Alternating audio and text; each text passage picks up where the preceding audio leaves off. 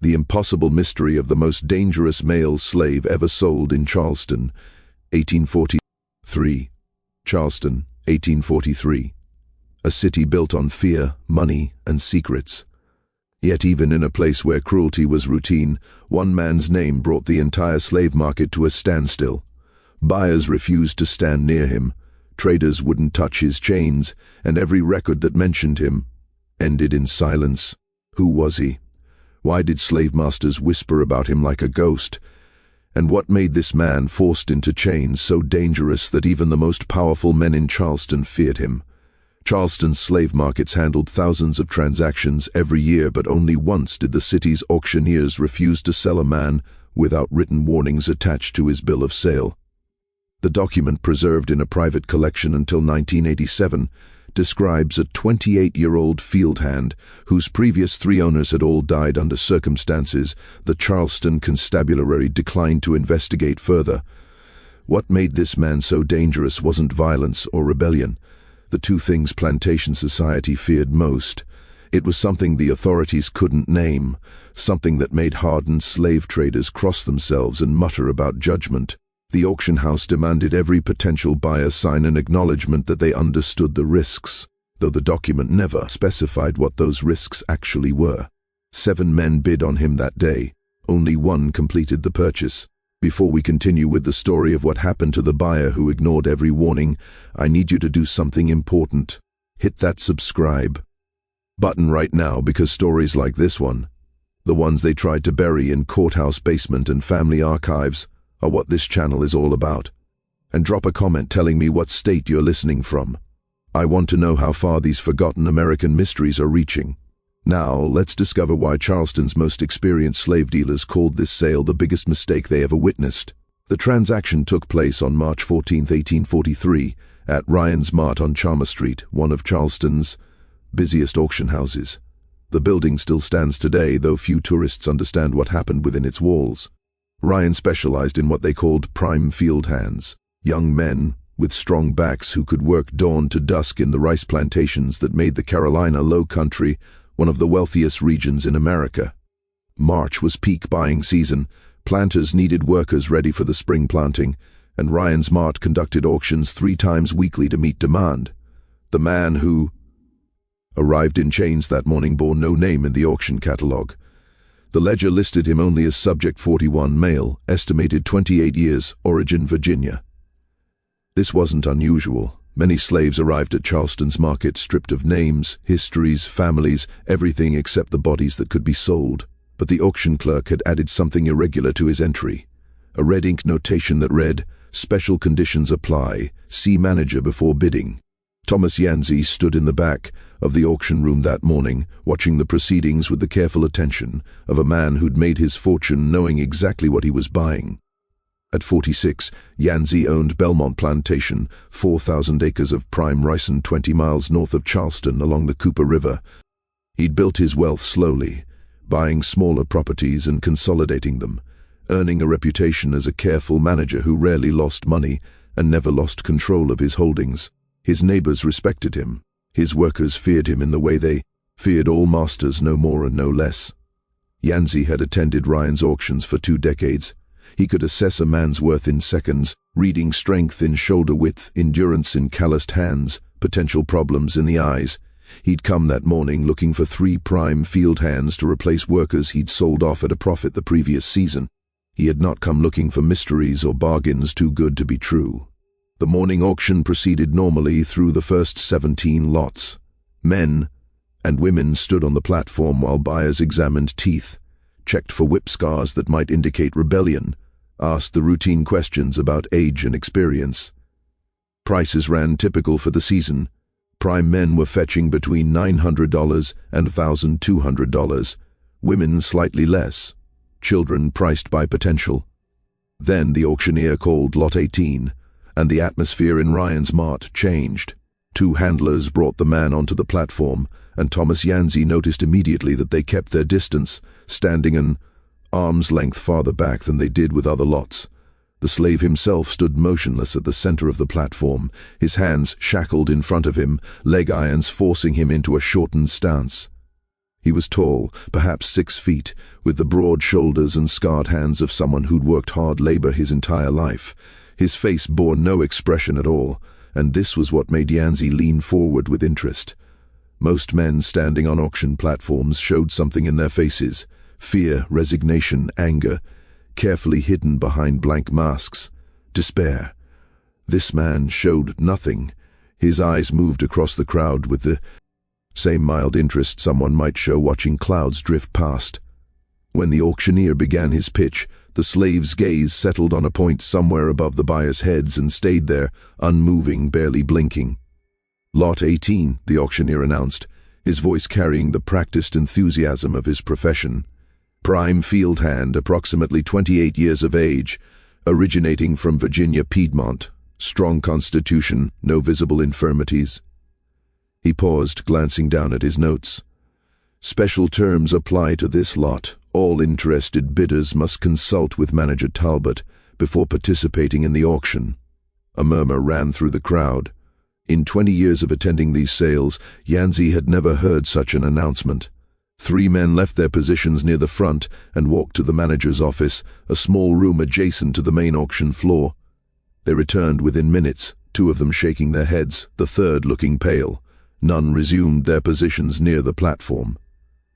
The third man caught Yanzi's eye as he passed and said quietly, "Don't do it, Thomas. Whatever price they name, it's not worth it." Yanzi watched the man leave, then turned his attention back to the platform. The slave hadn't moved, hadn't reacted to the murmurs, to the bidders walking away, to anything happening around him. That stillness drew Yanzi forward. He'd spent his life around enslaved men and women, had seen every form of resistance and accommodation they could devise. This was something different. He made his way to Manager Talbot's office. 3 other men waited in line ahead of him. He listened as Talbot gave each the same speech in low, urgent tones. 2 left immediately. The third, a planter Yanzi knew slightly from Christchurch Parish, stayed to ask questions. But what exactly did he do? The planter pressed. "You're telling me 3 owners died, but you won't say how?" Albert, a thin man in his 52nds whose family had run Ryan's Mart for 3 generations, spread his hands in a gesture of helplessness. "The documentation is incomplete. What I can tell you is that we acquired him from an estate sale in Virginia. The estate executive insisted on the special terms. He said anyone who buys this man needs to understand there are circumstances that can't be fully explained." "That's not an answer," the planter said. "It's the only answer I can give you," Talbot replied. "If you're not comfortable with uncertainty, then this lot isn't for you." The planter left. Yanzi stepped forward. "Tell me everything you know," he said. Talbot studied him for a long moment, then pulled out a folder. Inside were 3 documents: a bill of sale from 1838, another from 1840, and a letter written on expensive paper with a lawyer's precise hand. His first documented owner was a man named Harrison Kemp, tobacco planter in Pennsylvania County, Virginia. Kemp bought him at a Richmond auction in 1838. 14 months later, Kemp was found dead in his tobacco barn. Heart failure, according to the examining physician. Talbot tapped the first document. "The interesting part is what happened in the 3 days before Kemp died." "Go on," Yanzi said. Kemp's overseer reported that Kemp had become convinced the slaves were plotting against him. He conducted interrogations, increased punishments, disrupted work schedules, searching for evidence of conspiracy. On the 3rd day of this behavior, he was found dead. No marks on him, no sign of struggle, just dead in his barn at 43 years old, with a perfectly healthy heart, according to every examination he'd had before. Yanzi waited. The slave we're discussing was one of the men Kemp had interrogated most intensely. The overseer noted in his report that this particular slave had answered every question calmly, never showed fear or and the morning after each interrogation session, Kemp seemed more agitated than before, more convinced of conspiracy, more certain of threats. The overseer said it was like watching Kemp argue with his own thoughts. "And you believe there's a connection?" Yanzi asked. "I'm telling you what's documented," Talbot said carefully. Kemp's estate sold off his slaves to settle debts. This man went to a planter named Virgil Stowe in Halifax County. Stowe lasted 11 months. He took his own life, hanged himself in His study. His family found letters he'd written in the days before his death, pages and pages describing dreams he couldn't escape, certainties about disasters that never materialized, absolute convictions about threats from people who'd never threatened him. The room felt smaller suddenly. Yancey realized his hands had tightened on the edge of Talbot's desk. Stowe's overseer noted the same pattern Kemp's had in the weeks before Stowe's death. He'd focused particular attention on this slave. Interrogations, isolation, special surveillance, and the more attention Stowe paid him, the worse Stowe became. The man's wife said her husband stopped sleeping, stopped eating properly, spent hours staring at nothing, talking to himself about dangers that made no sense. And the third owner, Yancey's voice came out rougher than he'd intended. A Richmond merchant named Dobbins who bought him at Stowe's estate sale, thinking to resell at profit. Dobbins owned him for 6 weeks before dying of what the physician called a stroke. Dobbins was 37 years old, no prior health concerns. In the days before his death, his business partners noted erratic behavior, unfounded accusations, paranoid decisions, conversations that seemed to continue discussions no one else had heard. Talbot closed the folder. Dobbins's executive refused to keep the man, even temporarily, sent him straight to us wit. Explicit instructions that buyers be warned. He wrote this. Talbot showed Yancey the letter. The handwriting was educated, controlled, but the final paragraph had been underlined 3 times. I cannot and will not claim this man caused these deaths. I can only state what happened. 3 owners, 3 deaths, 3 periods of escalating paranoia and fear preceding each death. If this is coincidence, it is the darkest coincidence I have witnessed in 20 years of legal practice. Yancey read the letter twice. Outside the office he could hear the auctioneer moving through the remaining lots, his voice rising and falling in practiced rhythms. When he looked up, Talbot was watching him with an expression that might have been concern or might have been something else entirely. "You're still interested," Talbot said. "It wasn't a question. I want to know what you think," Yancey said. "Off the record, do you believe there's something to this?" Talbot was quiet for a long moment. Then he said, "I believe 3 men died. I believe there's documentation of strange behavior before each death. I believe that man out there," he gestured toward the auction floor, "hasn't shown a single emotion since he arrived here. Not fear, not hope, not anger, nothing. In 30 years of working these auctions, I've never seen that. Everyone shows something. But do you believe he's dangerous? I believe you should think very carefully about what you're willing to risk to find out."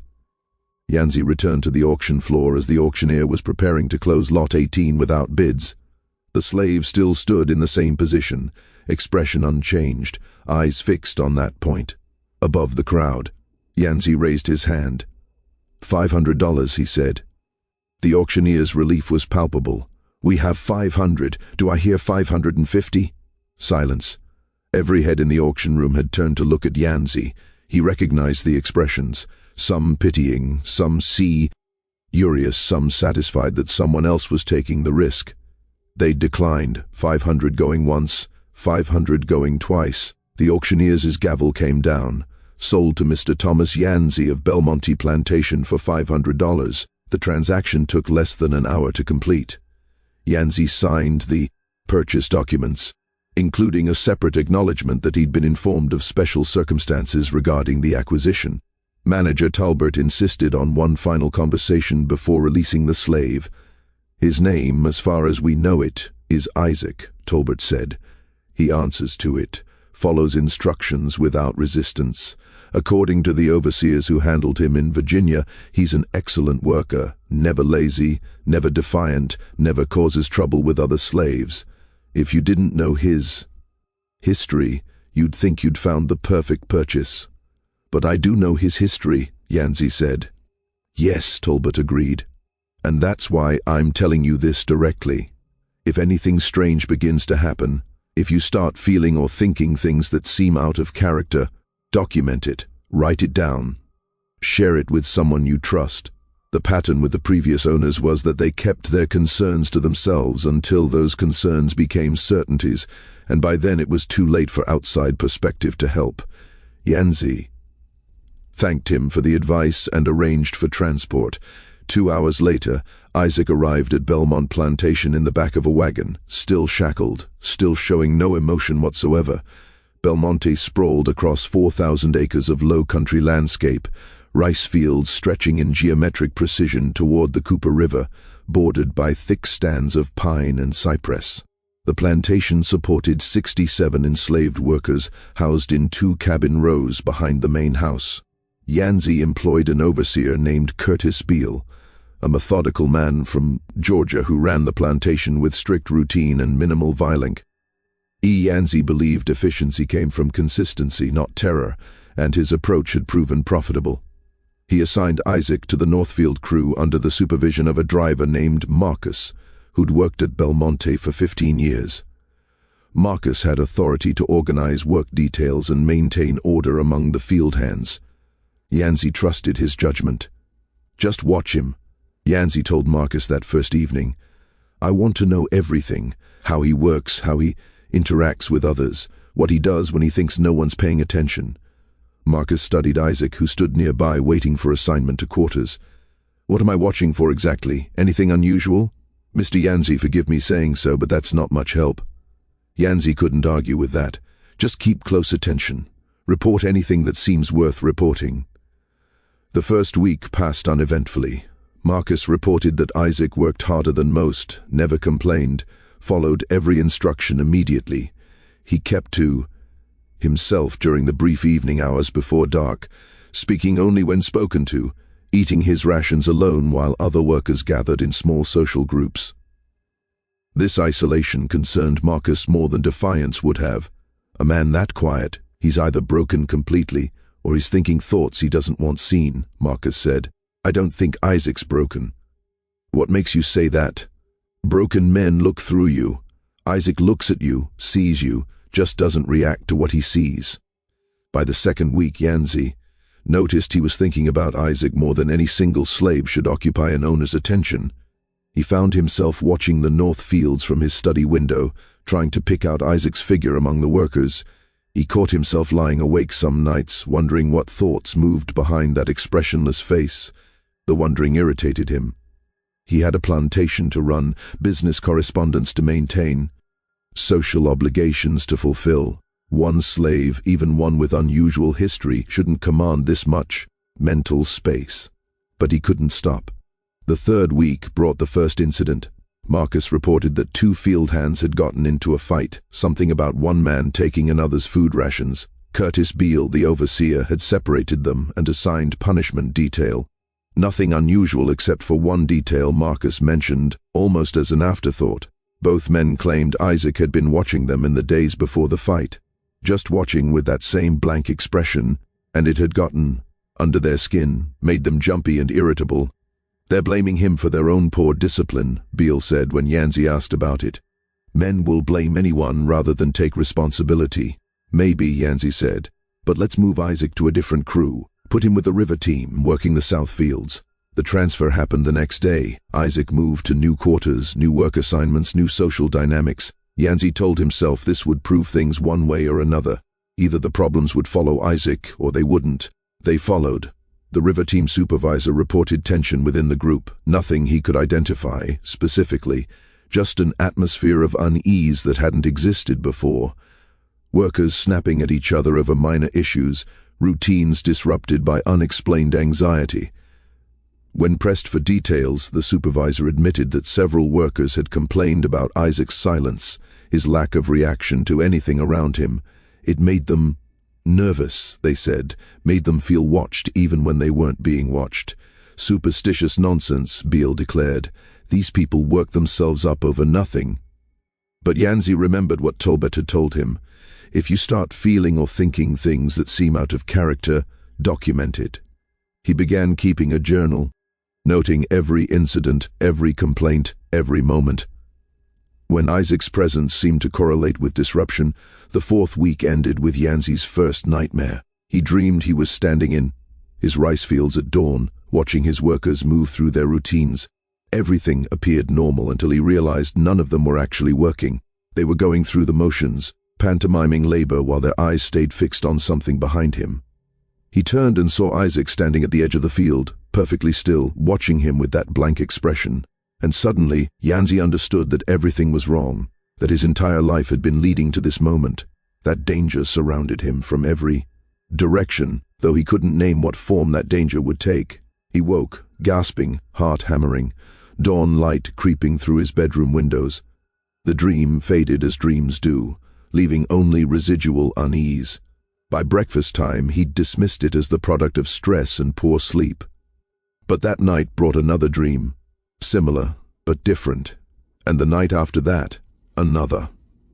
A month after purchasing Isaac, Thomas Yanzi found himself standing at his study window at 3 a.m, unable to sleep, watching the slave quarters in the distance and wondering what was happening to him. The dreams had become nightly occurrences. During the day, he caught himself losing focus during conversations, his mind drifting to vague worries he couldn't articulate. His wife commented that he seemed distracted. His overseer asked if he was feeling well. And through it all, Isaac worked in the fields, silent and expressionless, causing no direct problems while somehow being present in every problem that arose. Just when we thought we'd seen it all, the horror intensifies. If this story is giving you chills, share this video with a friend who loves dark histories. Hit that like button to support our content and don't forget to subscribe to never miss stories like this. Let's discover together what happens next. Yanzi's journal entries from April and May 1843 reveal a man trying desperately to maintain rational perspective while watching his own thoughts become increasingly unreliable. The entries started brief and factual. April 12th. Isaac continues steady work. No complaints from supervisors. Workers report continued unease in his presence. Cannot determine if this is genuine concern or social contagion. By late April, the entries had changed. April 28th, another night of dreams. I cannot clearly recall upon waking. Certainty of threat without source. Wife asked 3 times during breakfast if I was feeling well. Told her yes, but noticed my hands shaking while holding coffee cup. Spent morning going through account books. Found myself reading same page, repeatedly without comprehension. Went to fields to observe workers. When I saw Isaac, felt immediate sense that he was waiting for something. What? Cannot say, but the certainty was absolute. The change in Yanzi's behavior didn't go unnoticed. Curtis Beale mentioned it to Marcus one evening in early May, unaware that Marcus was keeping his own observations. Beale said Mr. Yanzi had ridden out to the South Fields 3 times that day, always positioning himself where he could watch Isaac work. Each time he'd stayed perhaps 10 minutes, saying nothing, just watching. Then he'd ridden back to the main house without explanation. Man's torturing himself over something, Beale said, and I think we both know what. Marcus didn't respond directly. Instead, he said, "You notice anything different about Isaac since he got here?" "Not a damn thing. He works, he eats, he sleeps. Doesn't cause trouble, doesn't make friends, just exists." "Exactly," Marcus said. "In 2 months, I haven't seen him smile, frown, get angry, show fear, nothing. You ever known anyone who shows nothing? Some folks are quiet.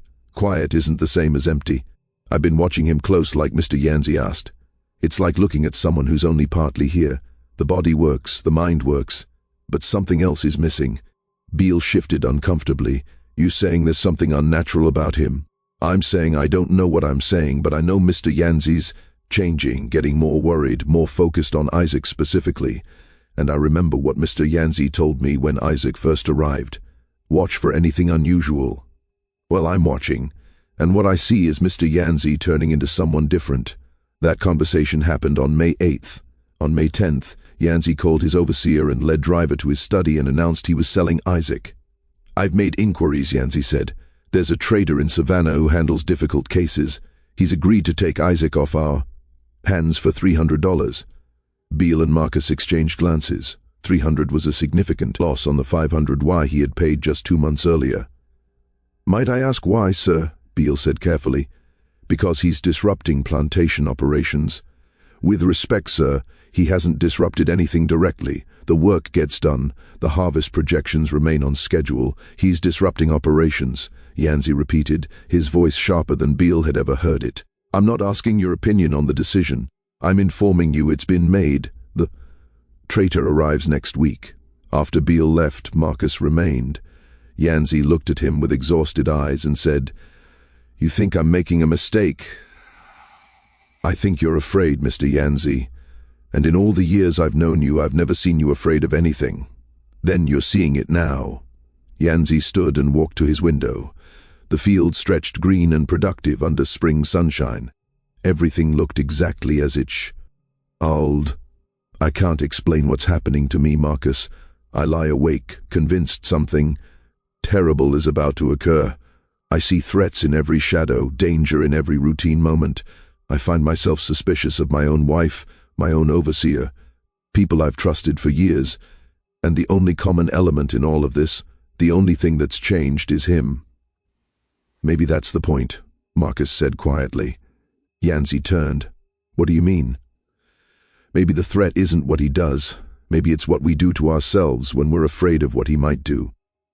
The observation struck Yancey silent. He stood at the window for a long moment, then said, "Get out, Marcus." "Sir, I didn't mean get out." Marcus left.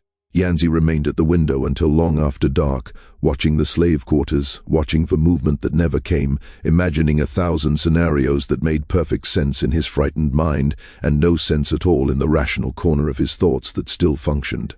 The Savannah trader arrived on May 17th. His name was Rufus Tate, and he specialized in what he called specialty: acquisitions, slaves with complications that made them difficult to sell through normal channels.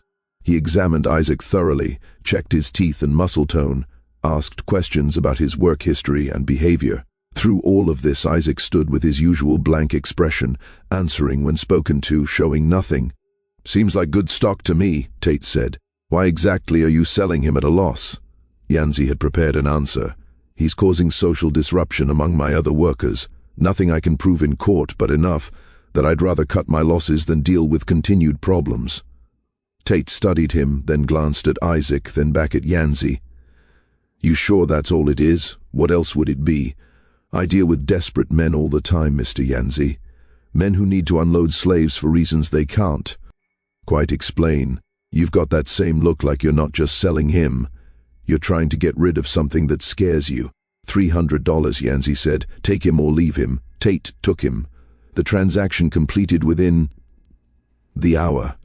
Yancey watched from his study window as Tate loaded Isaac into his wagon, the slave moving with the same calm compliance he'd shown every day at Belmonte.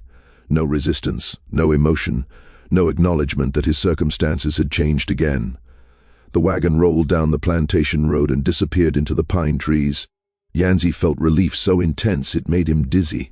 That night, for the first time in weeks, he slept without nightmares. The relief lasted 3 days. On the 4th day, Yancey received a letter from Savannah. It had been delivered by a private courier who waited while Yancey read it, then departed immediately without waiting for a response. The letter was from Rufus Tate, but the handwriting was barely recognizable as the confident script Tate had used to sign Isaac's bill of sale. "Mr. Yancey," the letter began, "I am returning Isaac to you at no charge. I cannot keep him. I will not keep him. What follows is an account of the last 3 days written as clearly as my shaking hands will allow. I left your plantation believing I'd acquired a prime slave at an excellent price. My intention was to hold him a few weeks, let any difficulties come, then resell at profit in the Savannah market. I placed him in temporary quarters with 3 other acquisitions, all men of similar age and condition. The first night, I woke at 2 a.m. convinced someone had broken into my house. I searched every room, found nothing, couldn't shake the certainty of intrusion. I stood in my hallway for an hour, listening to creaks that are always there, but suddenly sounded like footsteps. I knew I was being irrational, knew my house was secure, but the certainty danger wouldn't release me. The second night I didn't sleep at all. Every time I closed my eyes I saw scenarios of disaster, fire, flood, financial ruin, attacks from people who'd never threatened me. I got out of bed and walked my property, checking locks, examining shadows, finding nothing wrong, but unable to convince myself everything was safe. This morning, I went to the quarters to check on my acquisitions. The other 3 men were huddled in one corner, as far from Isaac as the space allowed. They said he'd been staring at the wall all night, not sleeping, just standing there staring at nothing. They said it was like being locked in a room with something that only looked human. I spoke to Isaac, asked if he was well. He turned those empty eyes on me and said, "Yes, sir, I'm well, don't." And in that moment I understood what you were afraid of, Mr. Yancey. It's not what he does, it's what happens to us when we try to understand what he is. I am sending him back. My man will deliver him to your gate. I don't want payment. Don't want anything except to never see him again. Do what you will with him. But for the love of God, don't sell him to anyone you care about. Whatever is wrong with this man, it spreads like disease, and I will not be responsible for passing it to another human being. Yours in desperation, Rufus Tate. Yancey read the letter 3 times, hands trembling by the end. He walked to his window and saw, already visible on the road, a wagon approaching from the south. Even at this distance he could see the driver moving the horses faster than advisable. Could see someone sitting motionless in the wagon bed. Isaac was coming back. Curtis Beale found Yancey still standing at the window when the wagon arrived. "Sir, there's a situation. The Savannah trader has returned Isaac. He's refusing payment. Says he can't keep him." "What should I put him into a isolation shed?" Yancey said, his voice flat. "Lock him in. No contact with other workers. I need time to think. Sir, with respect, the isolation shed is for punishment. Isaac hasn't actually done anything. Do it." The isolation shed was a small building 50 yards from the main slave quarters, used occasionally when someone required separation from the general population. It had a dirt floor, no windows, a door that locked from outside. Water and basic rations were provided twice daily. No slave stayed there long. It was too close to torture for Yancey's usual management style. Isaac was locked inside. He went without resistance, just as he did everything without resistance. Marcus supervised the transfer and reported that Isaac had shown no emotion, no concern, no reaction at all to his new circumstances. "It's like locking up furniture," Marcus said. "I don't think he cares where he is or what happens to him." That night, Yancey sat in his study with Tate's letter spread. Before him and his own journal open to a blank page. He needed to think clearly, needed to document what was happening with precision rather than panic. He began writing. May 23, 1843. I have owned Isaac for 73 days. In that time, 3 separate people have reported severe anxiety and paranoid thoughts in his presence. Myself, my lead driver, Marcus, and now Rufus Tate, an experienced trader who deals regularly with difficult slaves. The pattern is consistent. Proximity to Isaac correlates with increasing fear, disrupted sleep, and obsessive thoughts about threats that cannot be rationally justified. The question before me, is this man causing these effects, or are we causing them in ourselves because of knowledge about his history? Evidence for causation.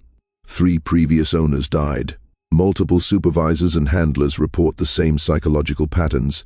The effects begin only after acquisition and end, only after separation. Evidence against causation. Isaac has never threatened anyone, never acted violently, never done anything except work as instructed. Every problem has occurred in the minds of observers, not in objective reality. If we were ignorant of his history, would we notice anything unusual? But we are not ignorant, and that knowledge changes everything. Current state, Isaac is locked in isolation. I feel relief at his confinement, which itself troubles me. What am I afraid of? A man who stands silently? A worker who follows every instruction? Or am I afraid of my own thoughts, the ones that suggest impossible dangers and unavoidable disasters? I cannot sell him again. That's clear. No traitor will accept him after Tate's experience. I cannot keep him in isolation indefinitely. That's inhumane and ultimately impractical. I cannot integrate him back into plantation operations because his presence causes psychological disruption.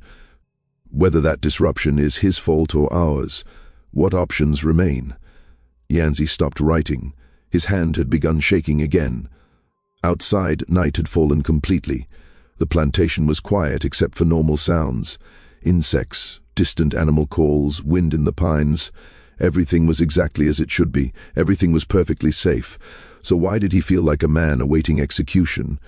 The answer came to Yancey 3 days later, though not from any rational deliberation. It came in the form of a conversation he overheard between Curtis Beale and a fielder named Samuel, a man who'd worked at Belmonte since Yancey's father owned the place. They were standing near the main house, unaware Yancey could hear them through an open window. Samuel was speaking, his voice carrying the careful authority of age and experience. "You want to know what I think? I think that man in the shed is showing y'all what you already are. Masters spend every day afra. Each of us, afraid we'll rebel, afraid we'll run, afraid we'll poison your food or burn your houses or kill you in your sleep. You live in fear and call it caution. You live in suspicion and call it wisdom. Then along comes someone who doesn't do nothing, doesn't threaten. Nothing, just exists in his own silence. And suddenly you can't handle it because he makes you see your own fear, makes you recognize what you've been feeling all along." "That's foolish talk," Beale said, but his voice lacked conviction. "Is it, Mr. Yancey? He's a good master as masters go.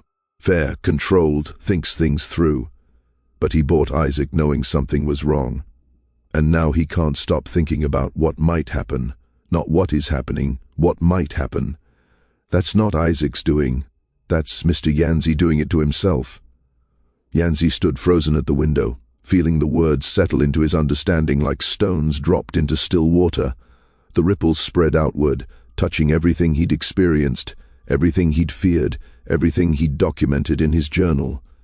Samuel was right. The insight arrived with devastating clarity. Isaac hadn't threatened him. Isaac had never threatened anyone. He'd simply existed with perfect silence, perfect compliance, perfect emptiness. And in that void, every observer had poured their own fears, the isolation, the blank expression, the lack of emotional response. These things hadn't caused paranoia. They'd been mirrors reflecting back the paranoia that already existed in every plantation owner's mind. Harrison Kemp, Isaac's first owner, had convinced himself of slave conspiracies and interrogated Isaac until his own imagination killed him. Virgil Stowe had dreamed disasters and threats until he hanged himself, escaping terrors that existed only in his thoughts. The merchant Dobbins had destroyed himself with suspicions that had no basis in reality. And now Yancey was following the same path, building elaborate fears around a man who'd done nothing except be incomprehensibly silent. The realization should have brought relief. Understanding should have freed him from the cycle, but instead, Yancey felt something darker settle into his chest. Because if Samuel was right, if Isaac was just a mirror, then what did it mean that 3 men had died looking into that mirror? What did it reveal about the nature of slavery itself? About the psychology of ownership, about the fear that undergirded every moment of plantation life? He descended the stairs and walked outside, finding Samuel and Beale still conversing near the equipment shed. Both men startled when they saw him approach, Beale's face going pale as he realized his employer might have overheard their discussion. "Samuel," Yancey said, his voice steady despite the turmoil in his chest. "You've been at Belmonte longer than I've owned it. You knew my father. You've seen 3 generations of this family. I want you to tell me honestly, have you ever seen anyone like Isaac before?" Samuel hesitated, glancing at Beale, who gave a small nod of permission. "Not exactly like him, no sir. But I've seen men go quiet in different ways. Some break under the weight and go silent because there's nothing left to say. Others hold their silence like a weapon, refusing to give masters what they want. Isaac's different though. He's not broken and he's not fighting. He's just absent, like he removed himself from the whole situation. And you think that absence is what frightens people? I think people need reactions. Mr. Yancey need to see fear or anger or submission, something that confirms the power structure makes sense. Isaac doesn't give that confirmation. He exists outside the whole framework. That's what I think troubles you. Not that he might do something, but that he won't do anything, won't participate in the performance everyone else is locked into." Yancey absorbed this, feeling each word land with uncomfortable accuracy. "The men who owned him before me, they all died. How do you explain that if Isaac didn't do anything?" Samuel chose his words carefully. "I can't speak to those men's minds, sir, but I know fear can kill as sure as poison. A man who convinces himself danger is everywhere, who stops sleeping, stops eating right, works himself into a state of constant terror. That man's going to sicken, going to make mistakes, going to perhaps take his own life rather than live with fear he can't escape.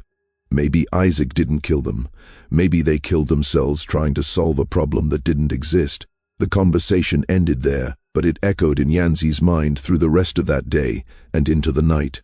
He returned to his study and pulled out his journal, reading through months of entries with fresh perspective.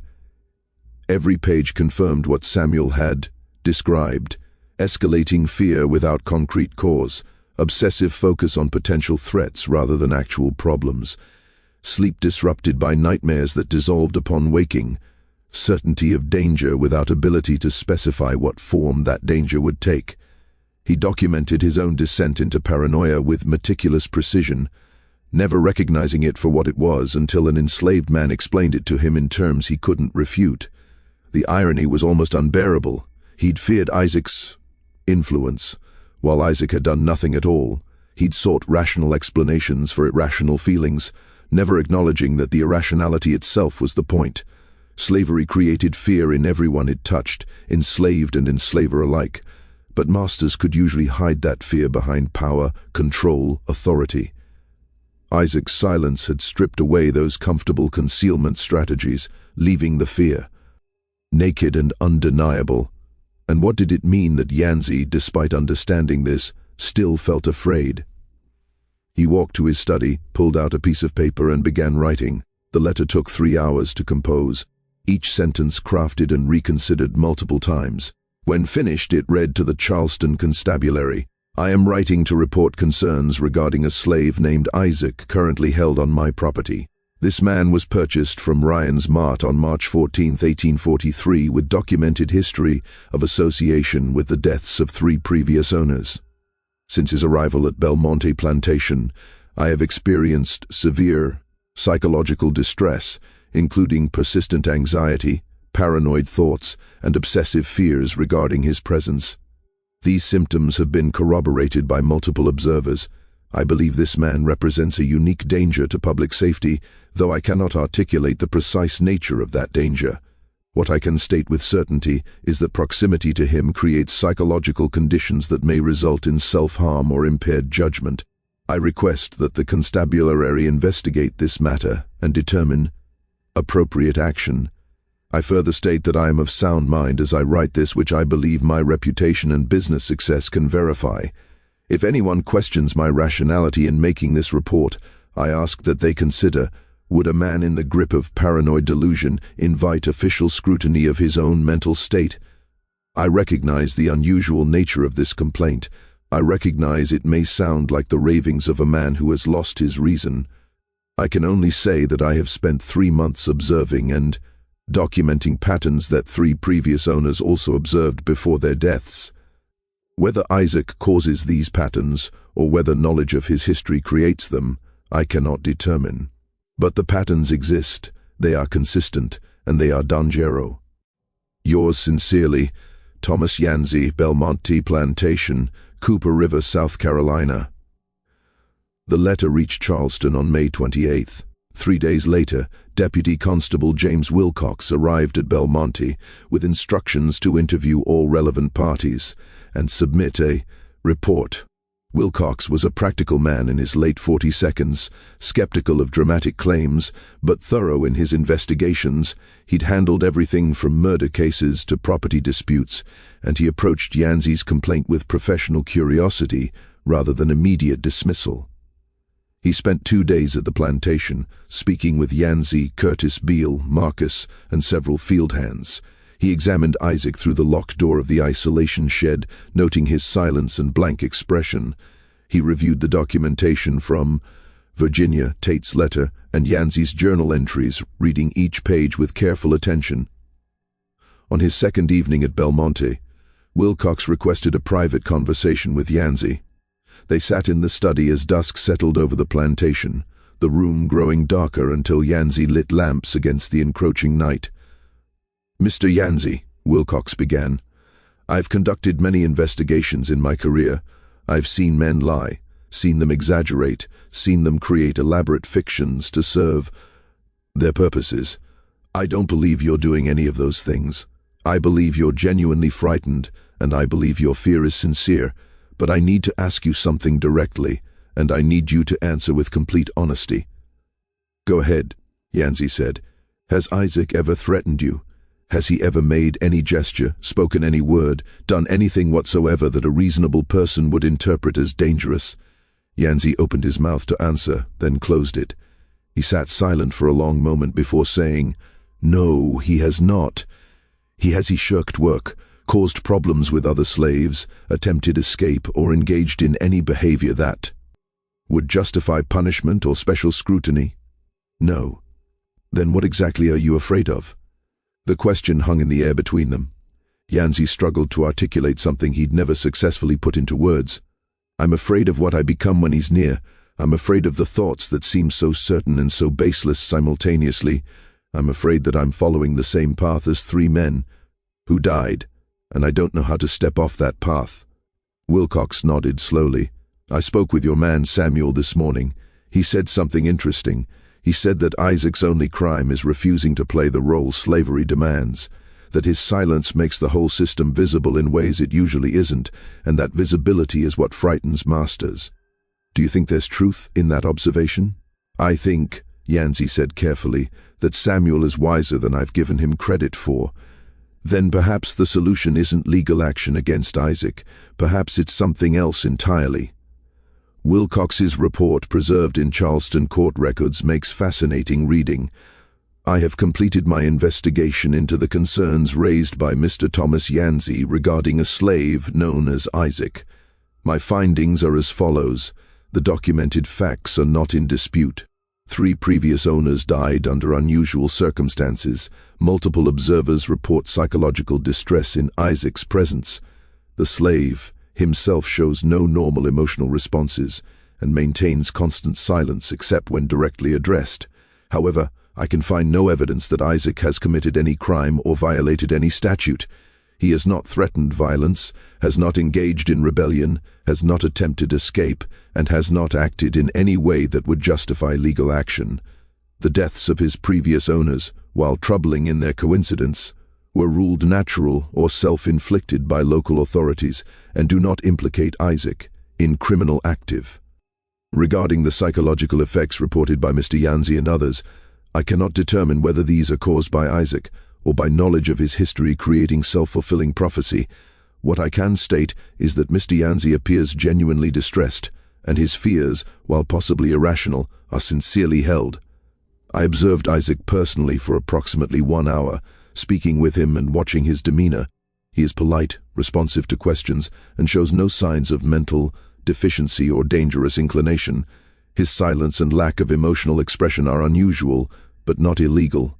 If anything, his behavior suggests someone who has withdrawn from engagement rather than someone planning harm. My recommendation is that the Charleston Constabulary take no action regarding Isaac himself, as no crime has been committed. However, I suggest Mr. Yancey consider transferring Isaac to state custody for assignment to public works projects, where close oversight by a single owner is not required.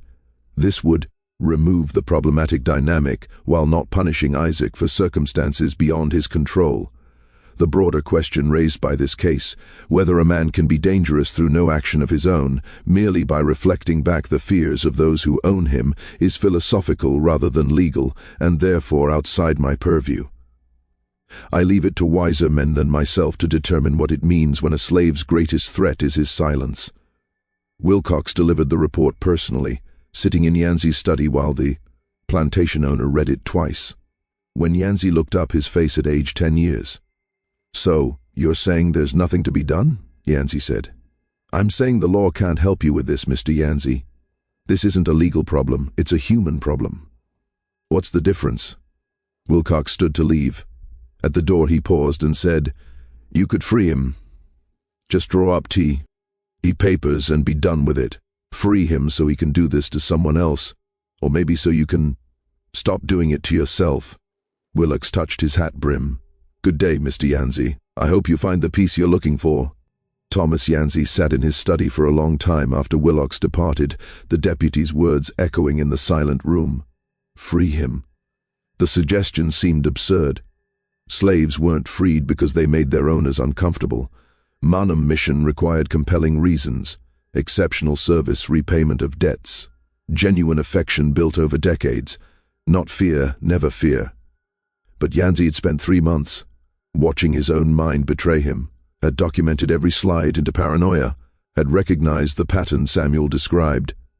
He'd seen himself becoming the same kind of man who'd owned Isaac before, obsessive, anxious, controlled by fears he couldn't name. And he understood finally that Isaac was not the cause. Isaac was the catalyst, the blank surface that revealed what already existed underneath. The insight brought no comfort, because if Isaac was just a mirror, then what Yanzi saw reflected was the fundamental truth of his entire life, that he lived in constant fear of the people he enslaved, that every interaction was colored by awareness of potential rebellion, that the whole system depended on maintaining control through force and surveillance, and the certainty of punishment. He'd never articulated this fear before because it was so constant.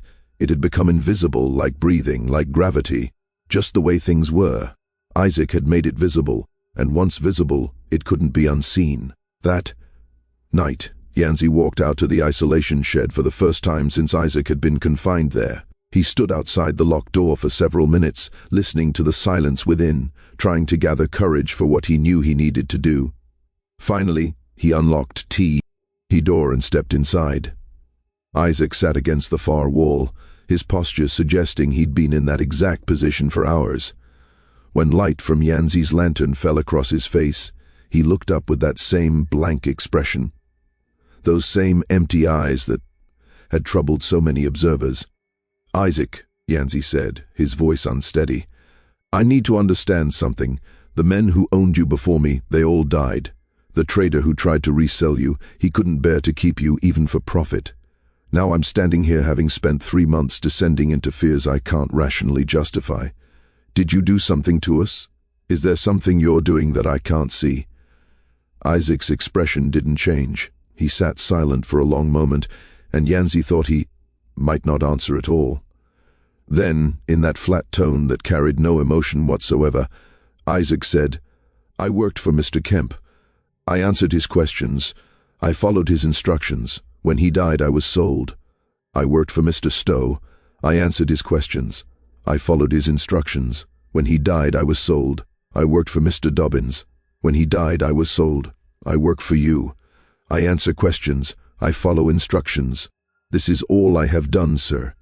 "But you see the pattern," Yanzi pressed. "You see that everyone who owns you becomes frightened, becomes paranoid, sometimes dies. You must see that. I see that men who own other men are often frightened." Isaac said, "I see that some cannot live with what frightens them, what causes their fear. I cannot say. I only know it is not caused by anything I do because I do nothing except what I am told. Then what are you? Why are you different from other slaves?" For the first time since Yanzi had known him, something flickered across Isaac's face. Not quite emotion, but perhaps the ghost of something that had once been emotion, worn away by years of whatever experience had created this profound absence. "I stopped pretending, sir," Isaac said quietly. "I stopped performing the role masters want. I stopped showing fear to make them feel powerful. Stopped showing gratitude to make them feel generous. Stopped showing hope to make them feel merciful. I stopped all of it. I just work and exist. Nothing more. Apparently that is the most dangerous thing a slave can do." The word struck Yanzi like physical blows. He gripped the lantern tighter, its light wavering across the shed's walls. "You're saying this is deliberate. You're choosing to be this way." "I'm choosing to be honest, sir, to stop lying with my face and my voice about what this life is.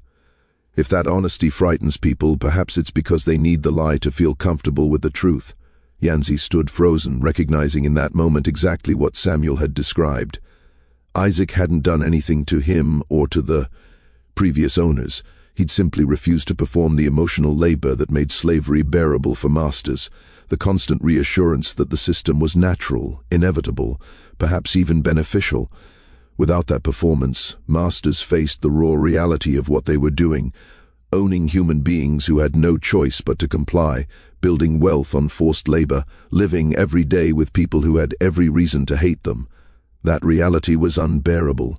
3 men had died rather than face it. Yanzi was standing at the same precipice. He left the shed without another word, locked the door behind him, and walked back to the main house through darkness that felt suddenly oppressive. His wife was already asleep. He sat in his study with a bottle of whiskey and his journal, trying to find words for what he now understood, but knowing that some truths resist articulation. The next morning, June 8, 1843, Thomas Yancey summoned his lawyer to Belmonte and instructed him to draw up manumission papers foe. Isaac, the lawyer, a Charleston man named Wood, who'd handled Yancey family legal matters for 2 decades, was surprised. "May I ask the reason for this unusual decision?" Haywood inquired. "You may ask," Yancey said, "but I doubt you'll understand the answer. Let's simply say that keeping this man enslaved has proven more costly than freeing him."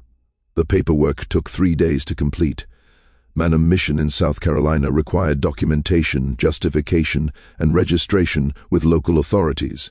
Yancey provided a statement claiming Isaac had rendered exceptional service and that his freedom was earned through exemplary conduct. Both statements were technically false, but they satisfied legal requirements. On June 11th, Yancey signed the papers providing Isaac with $20 and documentation of free status. The manumission was recorded at Charleston Courthouse that same day. Under South Carolina law, Isaac had 90 days to leave the state or face reinslavement. Yancey released him from the isolation shed personally, handing him the papers and the money without ceremony. Isaac emerged after 3 weeks of confinement, looking exactly the same, clean, healthy, expression blank, eyes revealing nothing. "You're free," Yancey said. "You understand what that means?" "Yes, sir," Isaac said. His voice as always carried no emotion. "I don't know what you are," Yancey continued, needing to say it, even though he knew he'd get no meaningful response. "I don't know if you did something to me and the others or if we did it to ourselves, but I can't live with not knowing, so I'm ending it the only way I can." Isaac studied him with those empty eyes. For a long moment, Yancey thought he might finally see some reaction, some flicker of triumph or satisfaction, or even simple recognition. But Isaac's face remained blank. When he spoke, it was in the same flat tone he always used.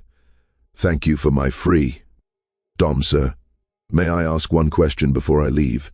Yancey nodded, surprised by the request. "Do you think you'll sleep better now?" The question cut deeper than any accusation could have. Yancey had no answer. Isaac seemed to expect none. He turned and walked down the plantation road, the manumission papers folded carefully in one hand, the $20 in the other. Yancey watched from his study window until Isaac disappeared into the pine trees, a free man walking south toward Charleston, and whatever life awaited him beyond 90 days. The nightmare stopped that night. The obsessive thoughts faded over the following week. Within a month, Yancey felt almost like himself again, though something fundamental had shifted. He ran his plantation with the same efficiency as before, but he found himself questioning things he'd never questioned before. Why did certain slaves avoid his gaze? What thoughts moved behind their careful expressions? How much fear did they carry every day? And how much of that fear shaped everything about the world they inhabited? Curtis Beale noticed the change, and mentioned it to Marcus one evening as they reviewed the next day's work assignments.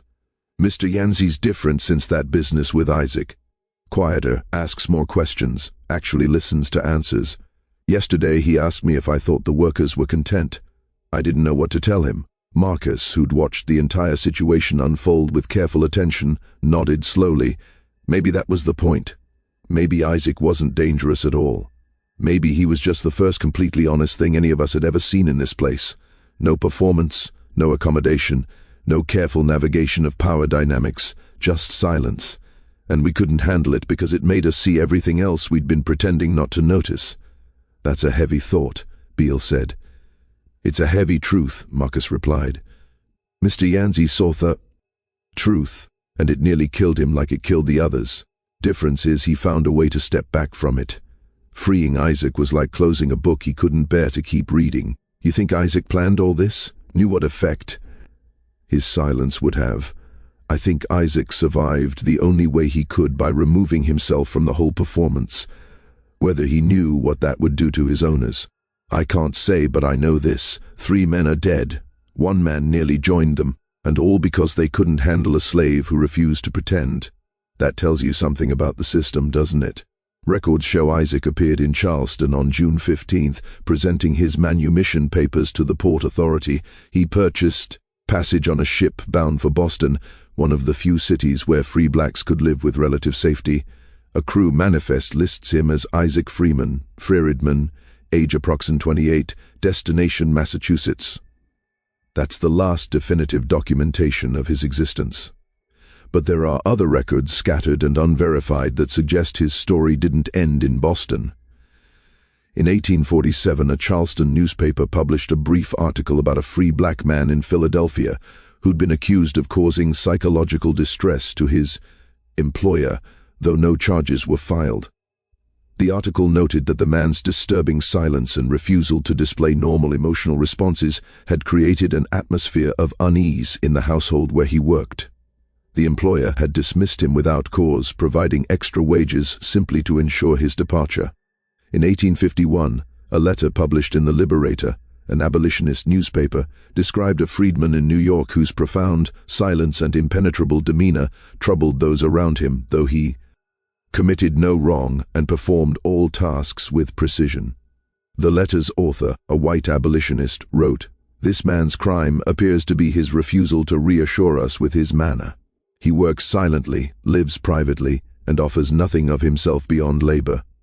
We claim to want free black citizens, but when faced with one who will not perform gratitude or accommodation, we find ourselves uncomfortable." Perhaps this discomfort reveals more about our limitations than about his character. In 1856, a diary kept by a Quaker merchant in Philadelphia mentioned employing a man who'd been enslaved in Virginia and who spoke rarely but worked with extraordinary consistency. The diary entry noted, "He told me once that freedom meant the space between what others fear and what actually exists. I did not fully comprehend his meaning at the time, but reflecting upon it now, I believe he was describing the terrible gap between perception and reality that slavery creates in all minds it touches."